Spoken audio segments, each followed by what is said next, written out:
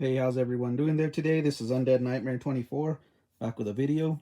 Hope everyone's doing well. It's going to be a weekly review. Actually, it's going to be what I watched this week. I'm trying to change it up here. I'm trying something new.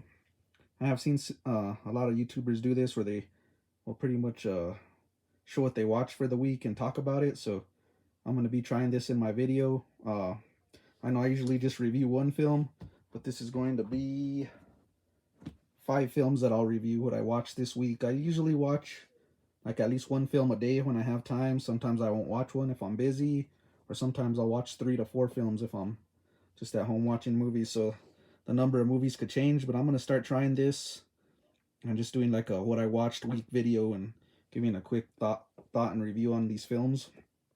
I'll try to keep them as much spoiler free as I can, but there might be some spoilers that slip, so I apologize, guys. If you guys don't really want like a spoiler, then I wouldn't watch the movie because some might slip out once in a while. I wouldn't watch the video because some might slip out once in a while. So let's get going. I'm gonna start with the first film that I watched this past week.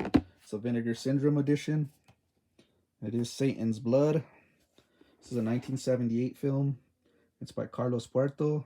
This is a Spanish horror film. It's kind of like a satanic cult film, and this one really surprised me. It has a like this couple, they're traveling and they meet this, actually in a traffic stop, they meet this other couple and they end up inviting him to their house. And one of the guys says that he knows that guy from school, and they're already older men now, and the guy just can't recall. He thinks he does, but he doesn't. So anyways, they get to this like kind of mansion place, and all kinds of crazy stuff starts happening. They start to find out that this couple is like a satanic cult, and they pretty much want to get them in there. And there's more secrets to the house besides that, and there's all kinds of like sleaziness that goes on this film. You got some Ouija boards, playing with Ouija boards during this film. You got like a sleazy satanic ritual going through the film, and you pretty much have like swinging between these couples, so it is very sleazy. But yeah, I did enjoy this film. It has a lot of kind of like that Italian horror film that I like, that I talk about a lot, but it is a Spanish horror film. But I would put it together with like an Italian horror film because it definitely has that feel. But yeah, I really enjoyed this film, and I would recommend it. It's Satan's Blood from 1978. My rating. This is my opinion, guys. I'd give this film about a 4 out of 5. Really enjoyed it. That's Satan's Blood. There's the back art there. I've shown these in my videos. Next up, I watched Nosferatu in Venice, starring Klaus Kinski. This is a Severin edition. It's from 1988. I watched the first Nosferatu, Klaus Kinski, and I loved it, man. I thought that film was a great Nosferatu or vampire adaptation there. So I watched this. I don't know if this is a sequel or it tried to be, but yeah, it's very atmospheric. But my opinion is it falls a little short. You got Klaus Kinski coming back as Nosferatu.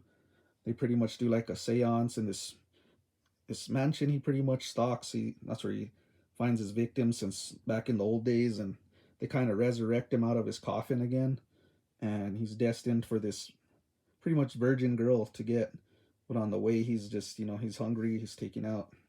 He comes similar to the Nosferatu film, if you've seen that, like in a boat, and he's pretty much destined to find this girl and make her his. But on the way, you got like her friends. You have this guy that's supposed to be like a kind of a, how do you call it, Vincent Price, Van Helsing type of character that's supposed to stop him. So they're in his way, but he's so powerful. You see him just going to the city there, trying to just get his destiny and meet, get this girl as his victim. But yeah, this one, it was enjoyable. It does get slow at times, and but it's very atmospheric. And then you got the great Klaus Kinski, makes the movie that much better. So my opinion, guys, this rating, I'm going to give it um I'll give this one a 3 out of 5. It was a decent film. If you could find this on a sale, I would get it. But yeah, it doesn't get near the first Nosferatu. Well, that's actually a remake too, but this one, it's still worth a watch. 3 out of 5. Next up, I watched Scream Factory Edition. I watched Twice Dead. This was a fun 80s film, 1988. It's kind of like a supernatural slasher type film. You got this guy here, I forgot his name, but he pretty much dies in this house, hangs himself, and at the same time, he has like a love interest that got away from him. So he pretty much dances with a mannequin, substituting her for him. So he kind of went off his rocker a little bit.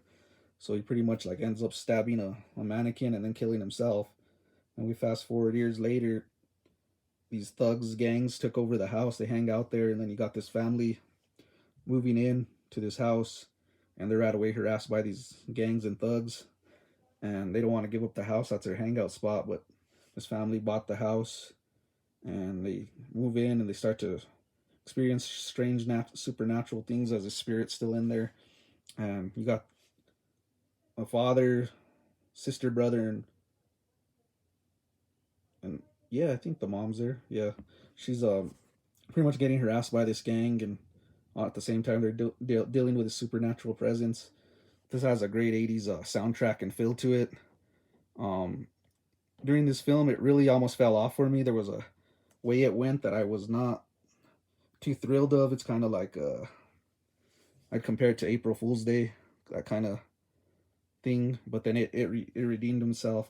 It redeemed itself towards the end and went in a direction I could approve. So yeah, I really liked this film. I thought it was a lot of fun. I had never seen this one.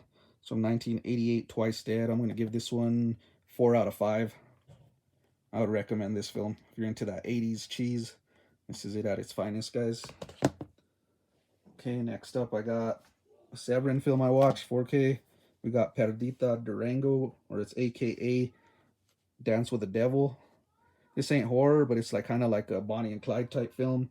It's directed by Alex de la Iglesia. It stars Rosie Perez and Javier Bardem. This is a batshit crazy film, guys. I compare it to like Natural Born Killers or Love in a 45. It's that kind of like Bonnie and Clyde story, but like it's Mexican. It's like a Mexican film, so it's that way.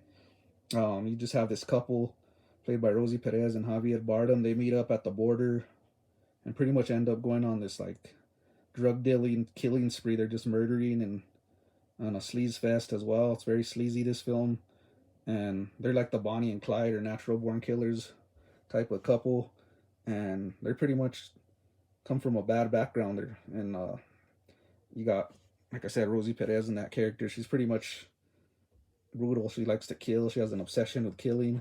And you got Javier Bardem's this bad boy. He likes to rob and stuff, and they do some pretty crazy stuff. They end up kidnapping like a young couple and doing some pretty not brutal things to him. And then you got some witchcraft in here, and you got like sacrifice stuff going on. And yeah, it's a crazy film. It goes all over.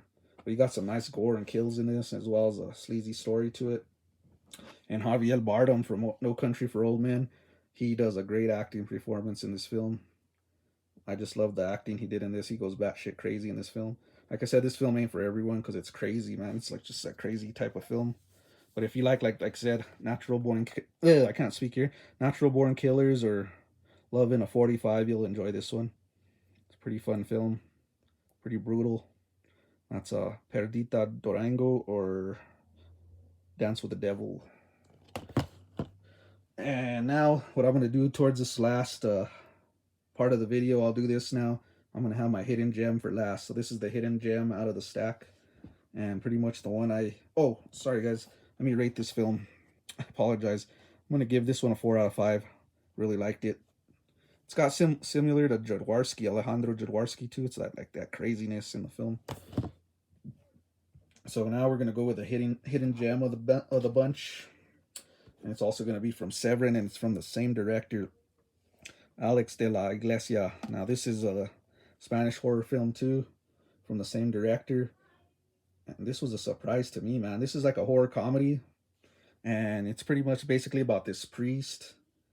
He finds out that the Antichrist is coming to Earth, and the devil himself, and he has to pretty much stop him or get close to him, and pretty much sell his soul give his soul up to the devil by committing crimes. So he's trying to learn how to sin. So you got like a priest just trying to sin throughout to get him close to the devil. It's pretty crazy and hilarious, man. He's shoplifting, he's doing all kinds of throwing people off like into subways and stuff like that. It's just crazy stuff. And then he meets up with a psychic, a cheesy psychic who's pretty much fake, and he's here to. They end up kidnapping him and him to help him to do this ritual to bring the devil to Earth before he could take over. And you also got this heavy metal guy he meets at a shop. This is my favorite character. He's a heavy metalist, kind of devil worshipper, and he listens to that devil worshipping heavy metal, and he's on a mission to help him as well. And he's pretty much like his bodyguard. He's the one that kicks a lot of ass during this film. So you got that character was fun too, and all these three are just they're trying to stop pretty much the devil from coming to the earth and taking over. And on the way they were running through a lot of stuff, man. Rituals. They need to sacrifice they need to get virgin blood from this virgin and pretty much put it in a bowl with different stuff and create this pretty much seance to bring him. It's a crazy film, but highly enjoyable. I really enjoyed this. Has some good practical effects, some gore in it. It doesn't disappoint, man. So this is my hidden gem, and it's from 1995, Day of the Beast. I'm gonna give this one a 4.5 out of 5. I really like this film. It's just a lot of fun, and some of the effects could be dated in this because it's 90s, but I really like the looks like of the creature, and like I said, the gore is pretty awesome in this one. You have ears getting blown off and stabbings and just a lot of bloody gore in this one. So Day of the Beast is the hidden gem, 1995, guys. So those are my quick thoughts on these films. I hope you enjoyed. I'll give you a quick recap of what I watched. It was Day of the Beast, Perdita Durango, Twice Dead, Nosferatu in Venice, and Satan's Blood. Those are my watches for the week. I hope you guys enjoy. Let me hit a like, subscribe, comment. Let me know what you thought if you've seen any of these films. Keep it spoiler free for those who haven't seen them. And I hope you enjoyed the video. Let me know what you think about this new concept I'm doing of multiple film reviews and watches for the week if you like that. Let me know if you still want me to do single reviews. I will do that. But yeah, I hope you guys are all doing well out there. Take care. Be kind to each other. This is Undead Nightmare 24 back with a video. Keep it horror. Peace. Satanás existe porque existe el mal. Andrés, no me digas que no te acuerdas de mí. Perdona, pero... Bruno, hombre. Yo soy Bruno. La historia de la humanidad es también la historia de la Inquisición, de la magia negra, de la brujería, del satanismo. ¿Te apetece ir a su casa? No lo sé. La verdad es que ni siquiera nos han dado tiempo a pensar. En nuestras ciudades tecnificadas existen centenares de sectas satánicas. Parece una pareja simpática. Además, ¿no teníamos otra cosa que hacer? Tal vez son los juegos de una sociedad que se aburre, o una necesidad de lo misterioso, o simplemente una búsqueda del placer. Pero en cualquier caso, es un juego peligroso, porque fuera o dentro de nosotros, el mal existe. Y una vez desatada su fuerza, quizá no se pueda controlar.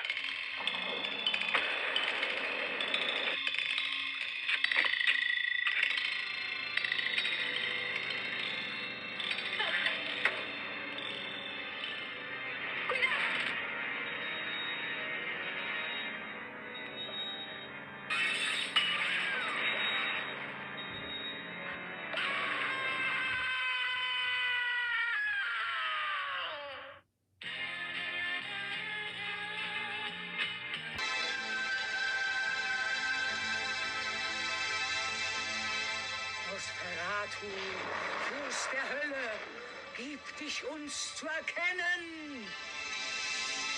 Vampire. Professor Catalano ist der führende Wissenschaftler auf diesem Gebiet. Was führt sie nach Venedig? Vampire sind überall. Willst du in den Schlund der Hölle stürzen für alle Ewigkeit?